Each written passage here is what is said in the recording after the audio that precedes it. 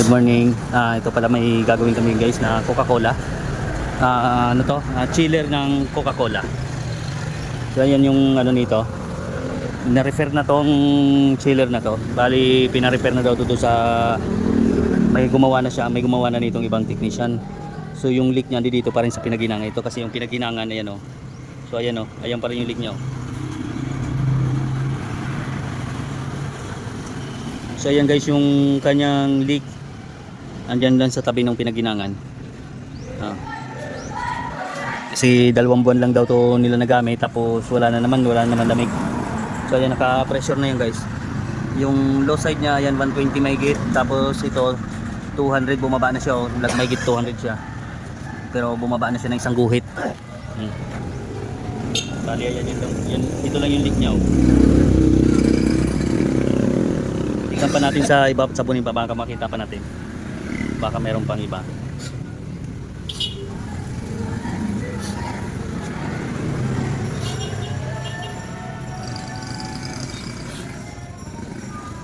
So bali ito lang guys nakikita ko dito.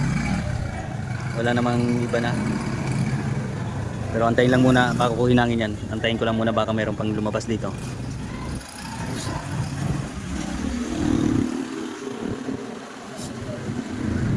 So pagka i-reprocess din namin to.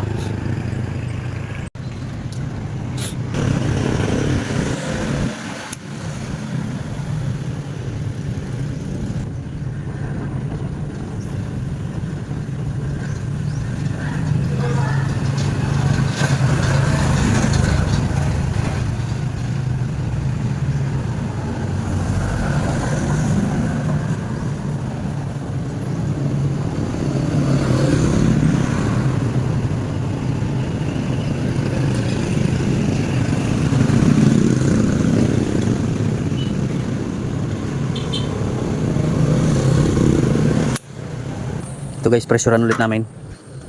Ayan yung ano.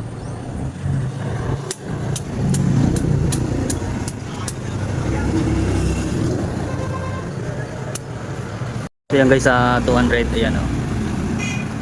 May sobrang isang guhit. 201 yung karga namin ng pressure namin. So ayan yung pinaginangan namin. Ayan oh.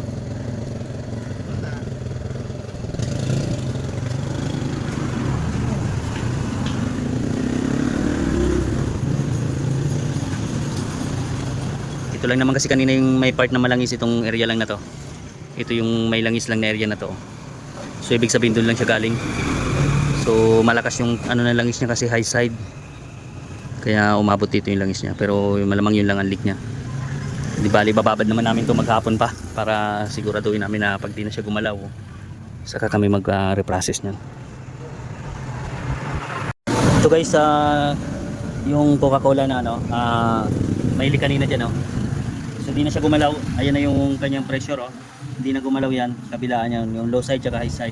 So pwede ko na to ano kanina pang umaga namin to nakababad sa pressure. Umaga pa yan. So ano ko na lang to. Flashing ko na lang to. Itong high side niya. Itong condenser niya bali pa flashing ko na lang namin yan.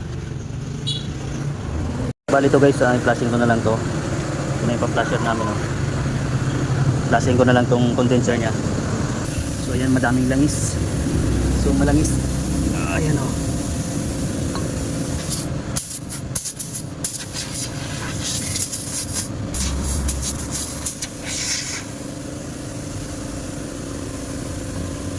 Bali ito guys, flasher kong mahigit dahil madumi yung ano niya. Ayan. Madumi yung kanyang condenser. Guys okay na yan, nakahinang na lahat yan. Ipapressurean ko na lang siya ulit para malaman ko kung may leak pa siya na doon sa mga pinaghinangan namin.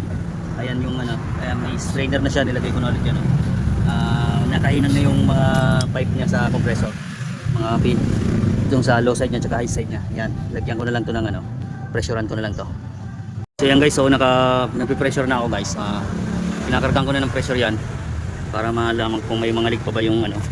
Sabunin ko muna siya. Mga pinaghinangan ba.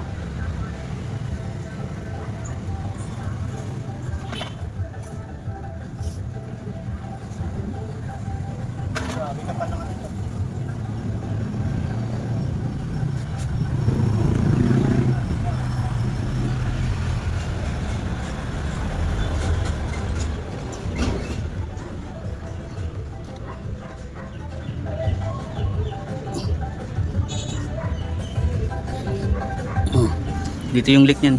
Aircon, sir, kung magkakaroon sa aircon. Magkano magpalagay na kayo ng portable? Ito pala guys, ginakargahan ko na to ng Freon. Yan o.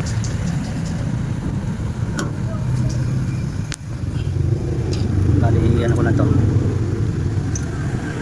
Para matanggalan yung moisture niya. Matanggal yung moist.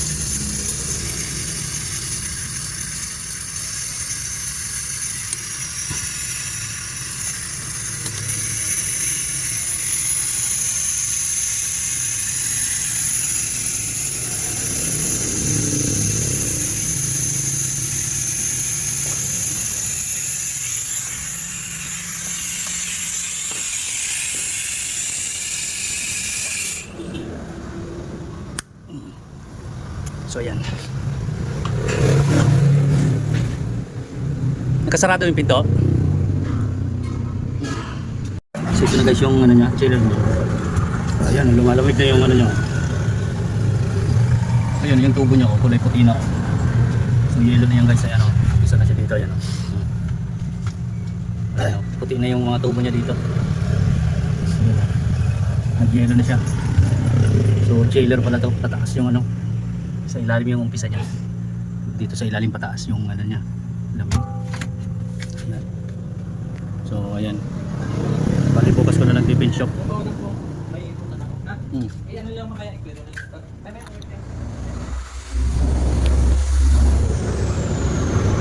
Ito guys yung karga ko. Ayan, tama na muna yan. Pag nakumpleto naman yung lamig nito, ano yan, magsisiro naman yan.